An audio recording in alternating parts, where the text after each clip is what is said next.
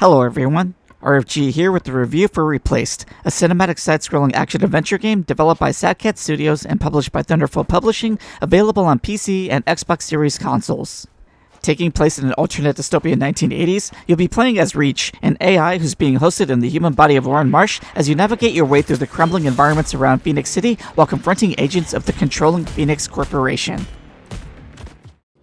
Opening with an emotionally unstable Warren attempting to perform an operation while Reach struggles to convince him to cease working, the confrontation between the two ends up causing an explosion within the Phoenix laboratory. Waking up from the blast puts you in the role of Reach, who now inhabits Warren's body. Unfortunately, due to the state of the lab, trying to find a way to the neurohelmet that can separate Reach from Warren begins their tumultuous journey in and out of Phoenix City. Due to the conditions of the current location, your first priority is to escape. From here, your basic movement will be running from side to side and jumping, with a higher jump being available while running and holding the button down. Jumping and platforming makes up a fair amount of the gameplay in Replaced. Sometimes it might just be needed to get past an obstacle for basic progress, and at other times, missing a jump can lead to instant death, causing you to restart a section you just played, or sets you back a bit further. Most of the game has frequent check and auto save points, so you're never held too far back for missing a jump. Granted, some jumps are definitely harder than others. Jumping is also meant to blend into the platforming fairly seamlessly, so if you're ever stuck, you might just want to try using it when you're unsure of where to go next, as you might be able to grab onto a ledge and cling to, or climb over it, or onto a pipe to swing from one. However, escaping from the lab takes more than just running and jumping, as using the interaction button when prompted gives you access to the elevator taking you down a few floors. You won't get more use of it during the initial escape sequence, but it can be used throughout the game to speak with characters, move objects, perform special environmental interactions, or scan items you locate in your surroundings for info into your WINGMAN device. The WINGMAN is your go-to menu in Replaced. You can access it by pressing the WINGMAN button, and though you can use it to view tutorials or listen to music tracks you're able to find throughout the game, you'll get the most of its value from the organizer and scanned sections of it. Scans are files that can be stored in your WINGMAN and read later at almost any time. Most items you scan contain lore that gives an insight into the world of Replaced that you won't necessarily get from the story presented in-game, though often provides additional context to what's going on. Your first two scans entries, which are received shortly after the game's prologue escape section, are Huxley, the main weapon for Reach, and Medstim, a combat item that restores health. The Huxley is both a baton and a laser gun, though you won't gain access to the gun functions until later into the story. It'll largely be used for its basic attack and baton mode to deal damage to enemies. Enemies in most combat segments will appear on either side of Reach, and you can control who you attack by holding a direction towards an enemy's position as you press the attack button. You're not invincible while you're on the offensive, so other enemies can begin targeting you even when you're cleanly hitting another. When an enemy is about to attack, they'll show a marker that gives you a bit of time to react to. Red markers indicate an attack that can be avoided with the dodge button. You can dodge to either the left or right, so it's also helpful for repositioning Reach even when you're not about to be attacked. Yellow markers indicate that an attack can be countered by using the counter attack button. Properly countering an enemy hit leaves them open for further attacks. Missing either prompt usually means you'll get hit, losing a bit of health, which is visible on the top left of the screen. You can restore your health in battle using medstims, though these are limited in number per fight and have a limited amount of health that they recover. Completing a fight restores a number of medstims for the next battle, depending on difficulty. Losing all your health puts you back to your most recent checkpoint, which is usually at the start of the fight. Just like other life or death scenarios, there are no game overs in Replaced, and any medstims you use will be restored for the same fight. You can't use your medstims outside of battle, but if you're worried about their effectiveness, there are a limited amount of optional medstim upgrades you can find throughout the game that will add to the amount you can use. While these upgrades aren't mandatory, some others are guaranteed from the story, like one for the Huxley that allows the use for its gun mode. After you acquire this upgrade, each hit from your baton mode attack and counter attacks will charge energy in the meter you can see on the bottom left of the screen. When this meter is full, you can fire one shot from the Huxley using the gun blast button. These shots can do devastating damage against the target, which is usually enough to deliver a final blow to most enemies. Aiming the gun blast is similar to using the baton, so you can mainly aim it left or right yourself. If you end up missing your shot, you will have to charge your gun again. The Huxley's gun blast upgrade isn't the only new ability, skill, or tool Reach will gain. Replace linear progression design will gradually introduce new mandatory abilities or upgrades on a fairly regular basis. Some of these will have most of its use in combat, while others will only be used during exploration, and some will have applications in both.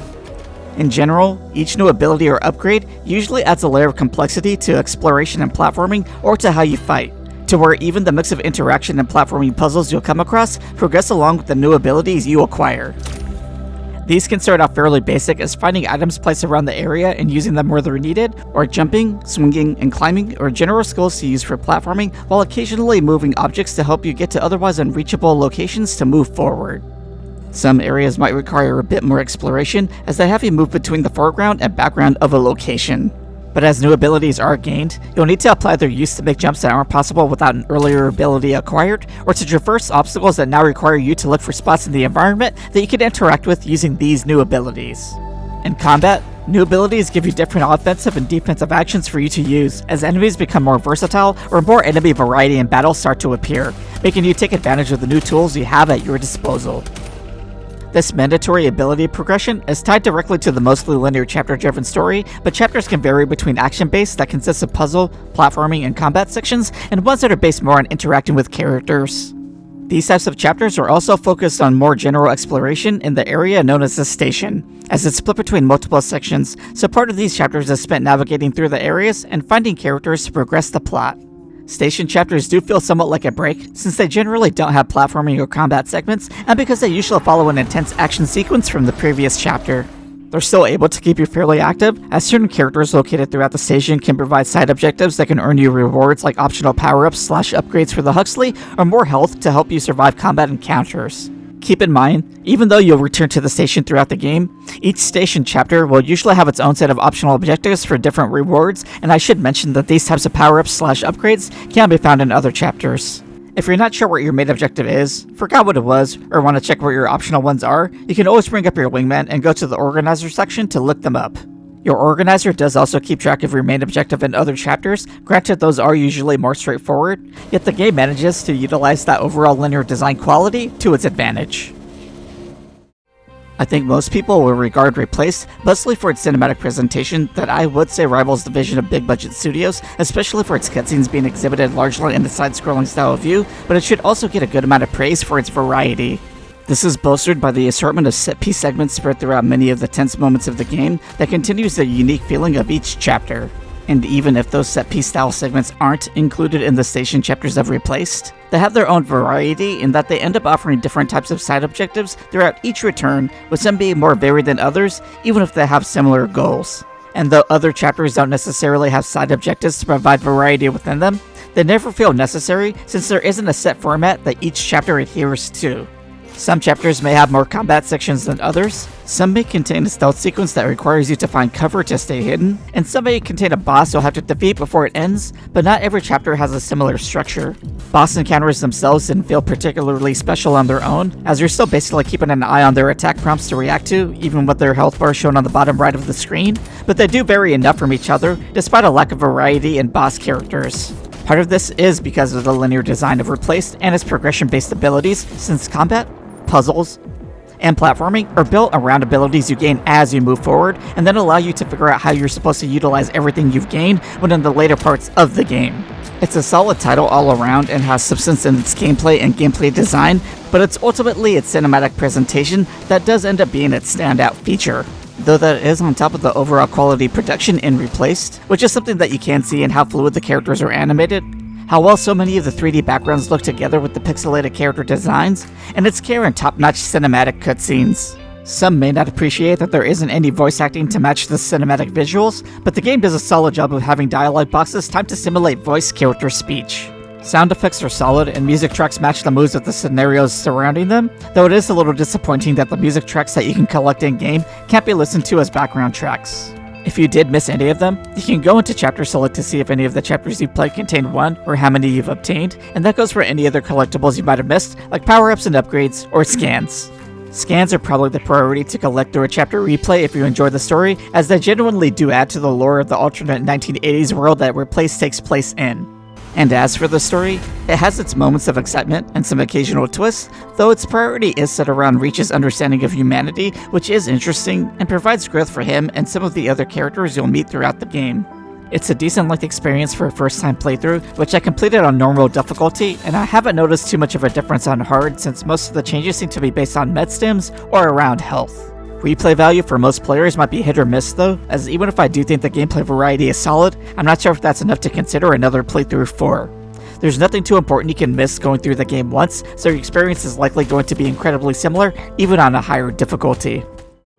Replace is an overall solid, quality title, and while its variety and cinematic visual production are what I would say are its standout features, I do think it's worth playing, though the lack of replay value is something to consider.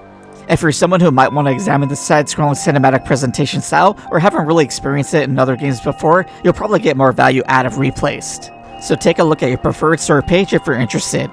But that's it for me. Let me know what you think below. Thanks. Bye.